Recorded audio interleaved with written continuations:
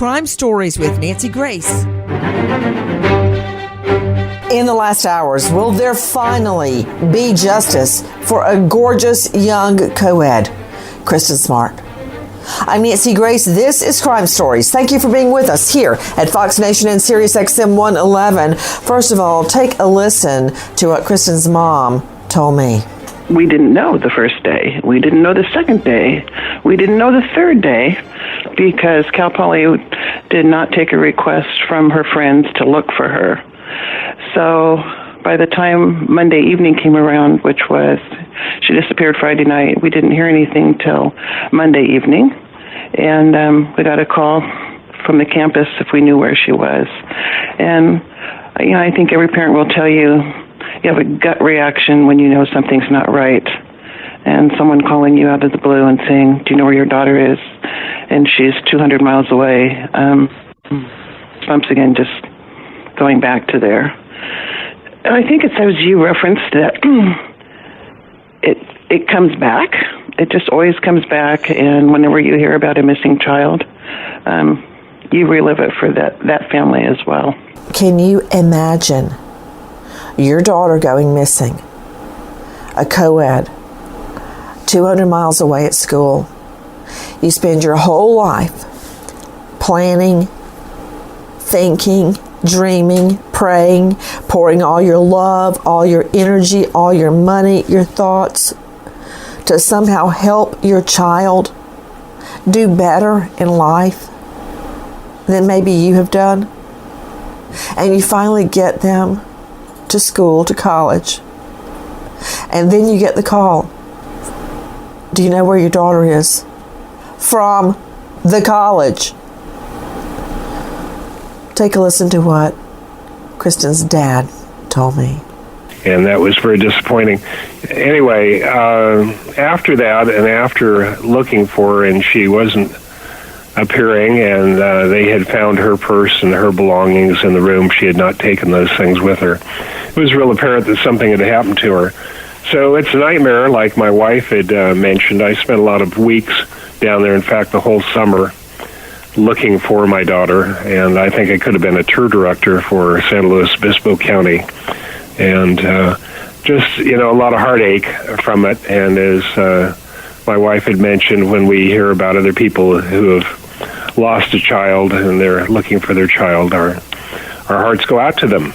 Right now, as we speak, trial is commencing for a young man and his father. A father and a young man who reportedly went throughout the area tearing down missing posters. Where is KRISTIN Smart? Tearing them down. A family that called KRISTIN Smart a dirty slut. With me, an all-star panel to make sense of what we know right now. First of all, before I go to our panel of experts, let me go straight out to our colleague and friend, Stephanie Pagonis, crime reporter with Fox News Digital. I thank heaven a trial is commencing, Stephanie Pagonis. But we've got a double trial going on. Explain. That's right, Nancy. We've got a double trial. Both Paul Flores and his father, Ruben Flores, are on trial simultaneously with two different panels of jurors. Now, this will make for an interesting case to watch, and a long one, frankly. So far, court officials have estimated that this trial could last into October. Now, there will be times when the panel of jurors from either side or overseeing the cases of Paul or Ruben will be separated so that one panel will hear evidence that the other will not. Other than that, they will be hearing the same case for the majority of the trial. To Joshua Ritter, joining me, high-profile defense attorney and partner of a big law firm, former LA County Assistant District Attorney, and you can find him at joshuaritter.com. I don't like anything she just said. No offense, Stephanie Pagonis. I don't like double trials. Don't like them. That's two trials being held at the same time. I've seen it done before. Ugh. it rarely turns out well. Why not, A, try them together, or if you've got interlocking statements, try one, and then try the next one after that. Why do they have to have simultaneous trials? I mean, you know this, Joshua Ritter. There's only one best trial lawyer within the DA's office. It's true. Only one best trial lawyer. Why wouldn't you have that trial lawyer completely familiar with this case, try both cases in front of one judge, and they can be one after the next consecutively, so the judge knows all the facts and details, the prosecutor knows all the facts and details. Why a simultaneous jury? Have you ever seen that? Yes, I have seen it. I've actually conducted one myself, but there's got to be a very good reason for it. You would expect that whatever evidence this is, and apparently there was an interview that Paul gave that implicated his father, Ruben. Whoa. Hold on. Slow down, Mustang Sally. You know Flores by his first name? What? You've had dinner together? You think he's coming over? That's not happening. Defendant number one, pardon me. Paul Flores, the then 19-year-old young man that was last seen with KRISTIN Smart, and Ruben Flores, his father, the one that called her a dirty slut. That's who you're talking about? That is who I'm talking about. And apparently there was an interview conducted with Paul Flores where he implicated Ruben Flores. And this must be incredibly damaging information if they felt it was enough for them to get two juries to hear this case. So you're right. They could have done it with one jury, one trial, and just admitted that evidence. But if they felt it was powerful enough, they had to figure out a way to do it with two trials. I don't think they could have admitted it. And I'll tell you why, Josh. May I call you Josh? Absolutely. Because, and I've had this before, and what I did when confronted with two co-defendants with interlocking statements, they point the finger at each other. You can't have that come before the jury, and this is why. Everyone, including these two POCs, technical legal term, has a right to full cross-examination of the state's witnesses. So let's just say Paul Flores somehow points the finger at his father. Well, Ruben Flores has the right to cross-examine him, but he may not take the stand because he also has the right to remain silent and not take the stand. So basically, you're screwed. I don't know how you say that in Latin terms, like a lot of law students would and a lot of lawyers, sadly, but you're screwed because you can't get that in. So the answer is very clearly to have two separate trials, one after the next. But hey, you know what? Have at it. That's the way they're doing it. They've had a venue change. It's to you, Joshua Ritter, there's no need to even try to be PC, politically correct, on crime stories, because I figured out a long time ago, when I die, I ain't going to Washington, D.C. I hope I'm going to heaven. So no need for that. Stephanie, the venue has been changed from where to where? The venue was changed from San Luis Obispo County to Monterey County, a courthouse in Salinas. The judge made the decision a couple months back, thinking that it might be able to provide a more pure panel of jurors. Jury summonses were sent out to about 1,500 jurors. Whoa, Stephanie. I got to drink it all in. Okay. Right now you got me drinking from the fire hydrant. Too much, too fast. Did you say juror summons went out to 1,500 prospective jurors? Yes, actually more than 15. Wow. Okay. I mean, out of all that, it seems to me you should get an impartial jury. Now, they moved from San Luis Obispo to Salinas, and the jury was selected from jurors in Salinas? Yes, that is correct. Monterey County as a whole, and 40 jurors were picked between both cases. Okay, Josh Ritter and Karen Stark, renowned New York psychologist, joining us from New York, and Lisa Daddio, former police lieutenant and director of the Center for Advanced Policing, and Joe Scott Morgan, and he's got such a long resume. I'll do that when I get to him. I'm going to get right to you, but I got to talk to Josh Ritter. I'm sure you, like I, have struck many juries, and that is a good jury pool. I mean, of course, you're going to have a lot of bad apples, people that have already And I mean that in the legal sense, not that they're a bad person, but people you can't put on the jury. Like you're going to have a couple of cops or their wives or their children or their uncles or somebody related to law enforcement, somebody that knows the defense attorneys, somebody that's a distant cousin of a witness, someone that's already decided they did it or they didn't do it. Those are the bad apples I'm talking about that have got to be culled out of the jury pool. But out of 1,500 jurors, for Pete's sake, Joshua Ritter, and then you cull it down to 40. You've got the general questions you ask everybody, and if somebody says, hey, I've been a crime victim, they raise their hand, then you mark that on the jury digest and you voir dire question them separately. But that's a pretty good jury pool, Josh Ritter. Absolutely. That's a huge jury pool. And you know that they went under extensive questioning to sit on a trial like this, especially a trial that's going to last this long. Whew. I imagine a large group of those folks weren't time qualified. Who can take 4 months of their life to sit on a trial? And an interesting move, and the judge moving it out of San Luis Obispo, that is such a rare thing to do, but it must show you just how inflamed and still kind of scarred that community is from her murder. Well, I guess so.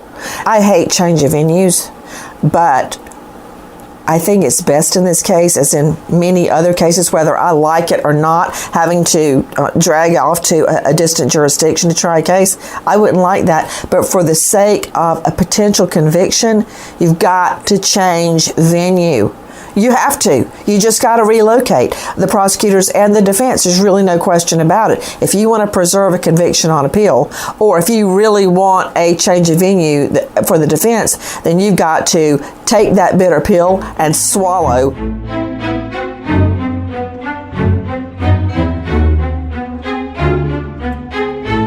I'm Joseph Scott Morgan.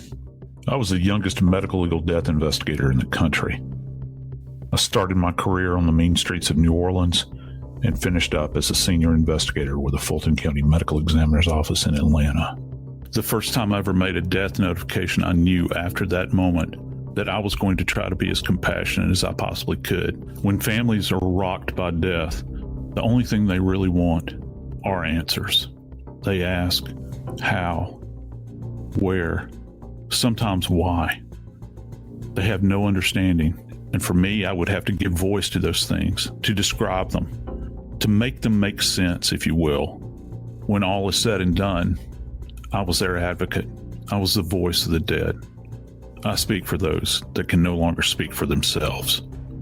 Listen to Body Bags with Joseph Scott Morgan on the iHeartRadio app, Apple Podcasts, or wherever you get your podcasts. My father had a secret, a family secret. Nobody talked about it. Nobody knew the answers. Nobody knew why my great-uncle was murdered in 1935 and why the case was never solved. Nobody could explain why the file sat untouched on a police department shelf for decades. It can be one of two things: total incompetence, or there can be an element of corruption. There were things that were just best left buried. I'm Karen Smith. I'm a retired detective. My dad held on to the family secret about Uncle Emery's murder for 50 years before he finally revealed what he knew, that my grandfather had been held as a suspect. Who killed my great-uncle? Join me for Season 2 of Shattered Souls and follow my journey to find out. This time, it's personal. Listen to Shattered Souls on the iHeartRadio app, Apple Podcasts, or wherever you get your podcasts.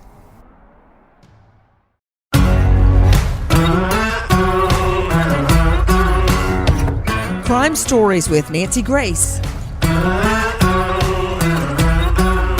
Guys, we are talking about, finally, will there be justice for this family of KRISTIN Smart? Now, how did the whole thing get started? Take a listen to our friends at KSBY.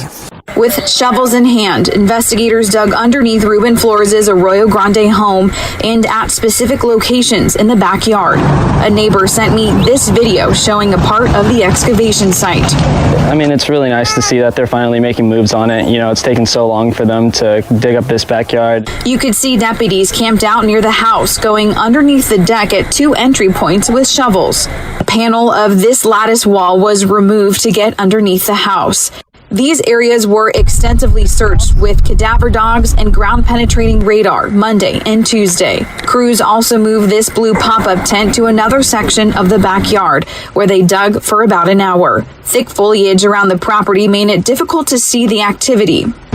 By 2 p.m., yellow tape around the Flores' home was taken down, the Flores family returning just 30 minutes later. I just hope they find her soon. Sheriff's officials are not releasing any further details about what evidence, if any, was found here. You know what? So much went wrong at the get-go, starting with campus police with their thumb up their rear ends, calling the family saying, "Hey, have you seen her?" They sat on it for days and did nothing. As so often is the case, to you, Karen Stark joining me, renowned psychologist out of Manhattan. You can find her at KarenStark.com, Karen with a C. Karen, how many times have you and I sat together in a darkened studio going, oh, my stars, they've done it again. A woman goes missing and they go, oh, she's probably off with her boyfriend, having sex at a motel somewhere. Or she ran away. Ran away, yes. So many women just run away, don't they? Wrong. And here it is again, and it has cost all these years because the cops, the campus security cops, screwed up. And I don't like saying that, Karen. You know, I'm on the cop's side, for Pete's sake. But they screwed this up. There's no doubt about it, Nancy, and it makes you wonder. You know, you hear too many stories about the fact that, you know, she just didn't want to be found. She was with her boyfriend. She ran away. Blah, blah, blah. I don't want everybody to go crazy on me for this, Karen Stark, but I swear, I think it's some misogynist thing. You know, maybe it's not misogynist. Maybe it's that people don't want to accept a world where these sorts of things happen. But if I hear one more story about she ran away to be with her pretend boyfriend, I'm going to do a backflip, and we don't want that to happen. Karen Stark, we've lived through this so many times. Why do you think cops and others, not just cops, still do it? What, do we don't want to believe the girl has been kidnapped and killed? I think that it's not just that they don't want to believe it, Nancy. It's that they don't want to take that responsibility. If you're thinking about campus cops, the school, you know, they don't want the school to look bad. They don't want to have their reputations tarnished. And it's like they have wishful thinking. You know, maybe this really isn't as bad as it sounds. Well, in this case, the security guard said she, quote, went camping with friends. Take a listen to County Sheriff Ian Parkinson. We're beginning here today because this is where it all began on the campus of Cal Poly University. On May 25th, 1996, this was the last place that KRISTIN Smart was seen alive. It has been 24, almost 25 years since KRISTIN went missing. 24 years without a resolution until today. I'm here this afternoon to announce the arrest of Paul Flores for the murder of KRISTIN Smart and the arrest of his father, Ruben Flores, as an accessory to the murder. You don't see that a lot. The father arrested along with the son. And I think this may be before they knew the father called this little girl scrubbed in sunshine a dirty slut. Now, that was St. Louis Obispo County Sheriff Ian Parkinson. Now listen to our friends at KSBY. Paul and Ruben Flores were both in suits for their first in-person court appearance. The prosecution argued that additional rape charges should be included in the case against Paul, who is charged with murdering Smart during the commission of rape or attempted rape. Prosecutor Chris Prevell Provel revealed in court that during a search of Flores' San Pedro home in 2020, they discovered Google searches for porn related to drunk girls. One search included real drunken girls drugged and raped while passed out. He said they should include alleged victims from the LA area dating back to 2010 and 2017 after searching Paul's cell phone and a home video. Provel also said Flores created home rape videos that were stored on his home computer under a file labeled Practice and called the defendant a serial rapist. He said during a 2020 search warrant, they also found date rape drugs at Flores' home. Okay, sometimes I really don't know what to say when you hear something like that, and then the camera turns to my face, because home videos of rapes, home rape videos. Stephanie Pagonis joining us. Home rape videos. I'm sure the jury hasn't seen that yet, but that can't be anything good. That's correct. And a judge actually struck down the prosecution's attempt to introduce these rape allegations. So unfortunately, I do not believe the jury will be hearing these claims, at least not in detail. To Josh Ritter, high-profile lawyer, joining us out of LA. I mean, I can connect the dots there. You've got home rape videos found at the home of these defendants in a hidden location. And because of what is found on the videos, the state insisted that additional rape charges be included in the case. What do you think about that? I think it's powerful evidence if they can get it in. In California, there's an evidence section called 1108, which allows for prior acts of sexual violence or sexual assault to be used in a case where somebody is charged with a sex crime. And it can be used, Nancy, to show propensity. So it's incredibly powerful evidence. Now, the judge at the preliminary hearing didn't allow some of this in. So we'll see what happens at trial. But again, when you have evidence this good, prosecutors have to be careful because, like how you had pointed out, you want to preserve a conviction in this case. You don't want to make some misstep because you're trying to be overly aggressive. And now a case that took 25 years to get to trial is going to be thrown out on appeal because of evidence that you didn't entirely do. I don't know if the state lays their foundation and brings in the video that is titled Practice, and then KRISTIN Smart goes missing. The use of date rape drug found in the home, it could very well go to course of conduct, motive, modus operandi, method of operation, scheme, frame of mind. All of those are reasons to allow in extrinsic evidence, such as similar transactions. But it's not just the Google searches for real drunk girls drugged and raped while passed out. Take a listen to our friend Alexa Bertola, KSBY. He added that 4 cadaver dogs hid on Flores' mattress in his dorm room, adding they believe Smart died in or around his bed back in 1996. The defense fired back, arguing that there is zero evidence of rape, attempted rape, or murder. Attorney Robert Sanger said he was very disappointed in the effort to make an emotional argument instead of facts. He said investigators have been focusing on Flores since June 6, 1996, when Flores stopped talking after voluntarily talking to law enforcement. Singer claims Smart disappeared before in Hawaii, and also that 3 or more people reported the college freshman may have been pregnant at the time she disappeared.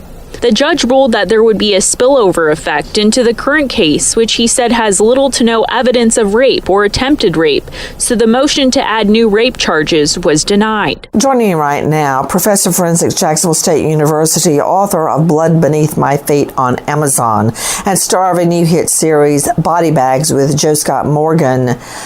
Joseph Scott Morgan joining me. Joe Scott and Lisa Daddio, director for the Center of Advanced Policing, University of New Haven. First to you, Joe Scott. Listen to Scott Hennessy, KEYT. Prosecutors will try to prove that the remains of KRISTIN Smart were buried under the Arroyo Grande home of Ruben Flores under a deck in the back of the property. 5 days after the home was searched on February 4th of 2020, A neighbor says they saw Paul's mother, Susan Flores, and her boyfriend, Mike McConville, pull a trailer into Ruben Flores' backyard near the deck.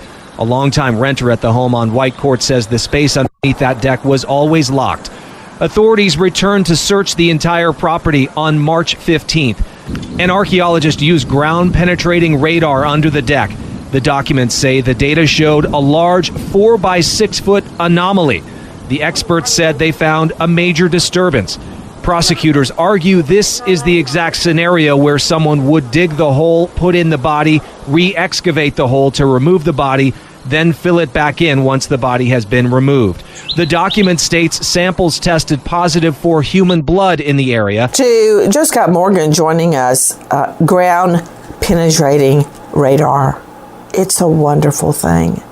While you can't, in this case, they did not find her body there. They found where the size of basically a coffin, where a body would be, and the dirt dislodged in the same space under their deck. And I'm curious about when they built that deck, before or after KRISTIN was murdered.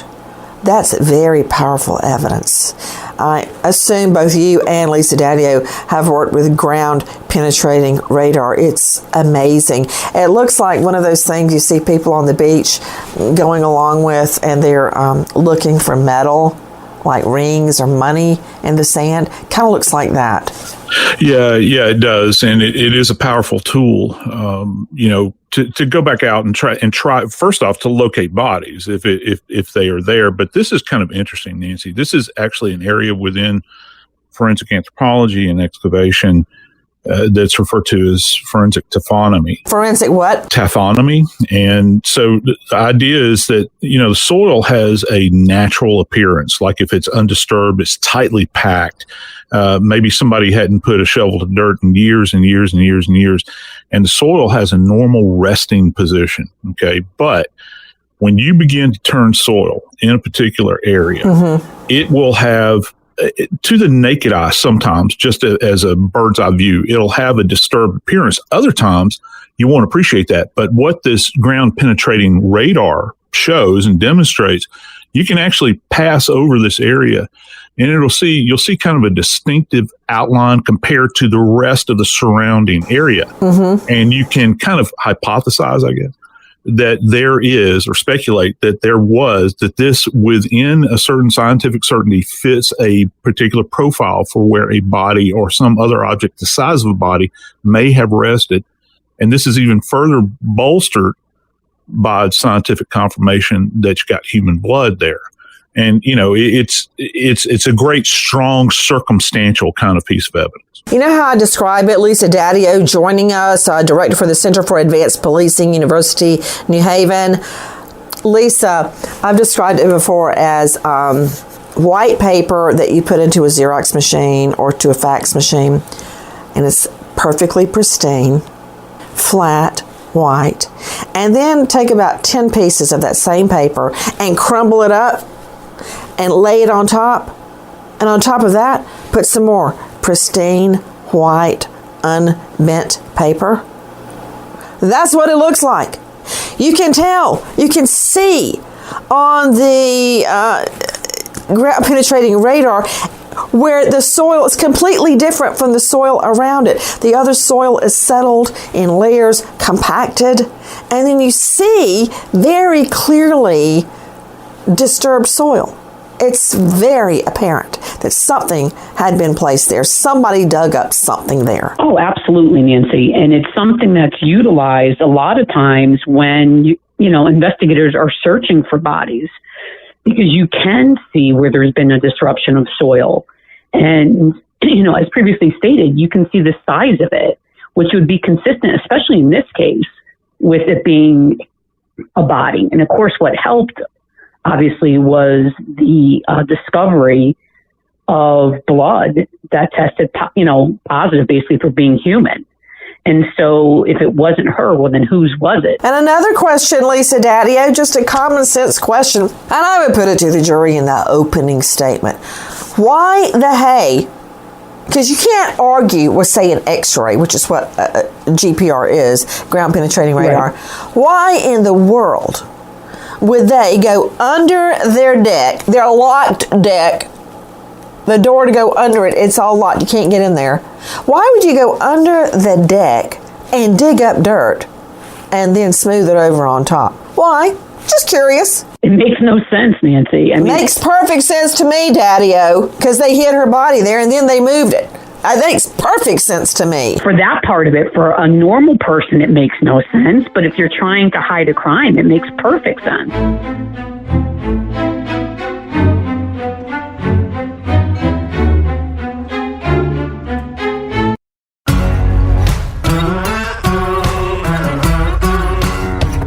Crime Stories with Nancy Grace.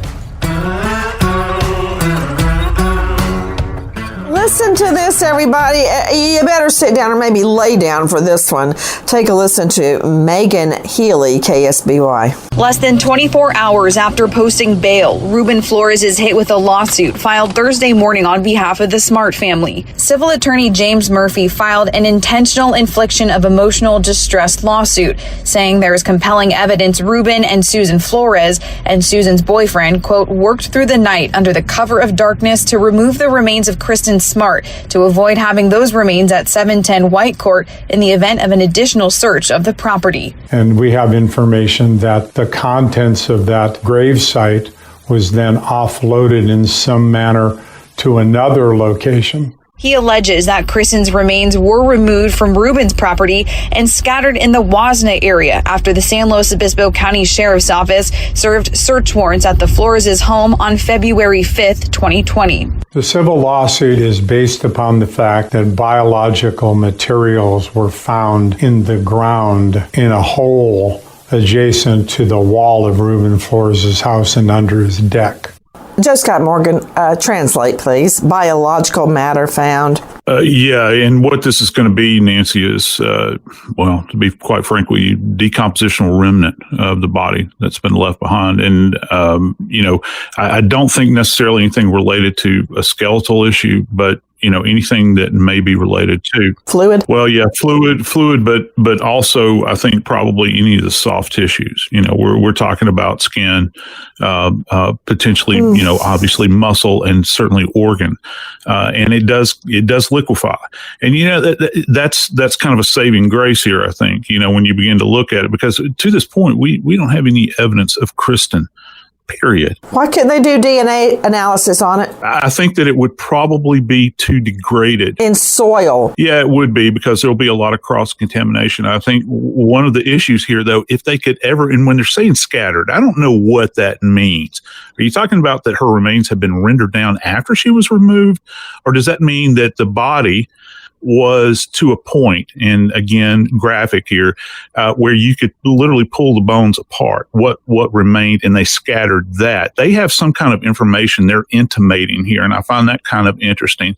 If they could recover perhaps a long bone that has like a really hardy head to it, you know, like the head of the... Not happening. Yeah, I don't see that it would, but I'm just holding out hope here, Nancy. The only way that would ever happen is if one of these co-defendants turned on the other one and said where they hid the body. But that body, KRISTIN Smart's body, was under that deck for God only knows how long. And this evidence proves it. Unless they had another body under their deck. How'd the whole thing happen? Take a listen to Our Cut 62, our friends at KION. During opening statements, Deputy District Attorney Christopher Perrell from San Luis Obispo County aimed straight for the heartstrings of jurors. He started by letting them know about a ritual that KRISTIN Smart had with her family, calling home every Sunday morning. Those calls came to an end in 1996, and instead, it was Paul Flores who was able to make a phone call home on May 25th, 1996 to his father. Prosecutors say that was after he killed KRISTIN Smart. Opening statements then went on to include a long list of evidence that will be presented in this trial, including witness testimony from students at the off-campus party where Smart was last seen. Witnesses then will describe her as incapacitated after having sex sat with the defendant, Paul Flores. Those same witnesses recall how Flores insisted on walking Smart to her dorm room at 2 a.m. The prosecutor will also present allegations from women who claim to have been drugged and raped by Flores in the early 2000s. You know, Karen Stark, just hearing that about their family ritual on Sunday morning, they would all get together for a phone call. It reminds me so much, and sometimes you were on the receiving end of these calls when I lived far, far, far away from my family before I was married, before I had the twins. And every Sunday in New York, walking home from church, come rain or shine, snow or sleet, as you would have in New York, on the way home from church, I would call home because I knew they would all be just getting in from church and everybody would be getting ready for Sunday lunch. I would then call my sister out in California, my brother, friends, sometimes you, because that was kind of a lonely time, coming home all by yourself after church. But for them, that was a happy time on Sunday morning, and they'd all talk on the phone, and they knew right then something was wrong when she didn't call. I remember it so well, Nancy, that you would make those phone calls, and it's not unusual. Families do that a lot, and Sunday is the day. And when I think about this family and the fact that they not only had this ritual, but they talk about through the years when they hear stories about other children that are missing, and how it brings it all back for them. They're getting traumatized again. It never, ever goes away for them. So just imagine that they're there and they're having this wonderful day, and then all of a sudden they don't hear from their daughter, and they expect to. They're used to it. You know, Josh Ritter, I'm curious, and this is neither here nor there as it goes to evidence in this case, but you're a high-profile criminal defense attorney, former prosecutor. You are with Worksman, Jackson, and Quinn. That's not shabby.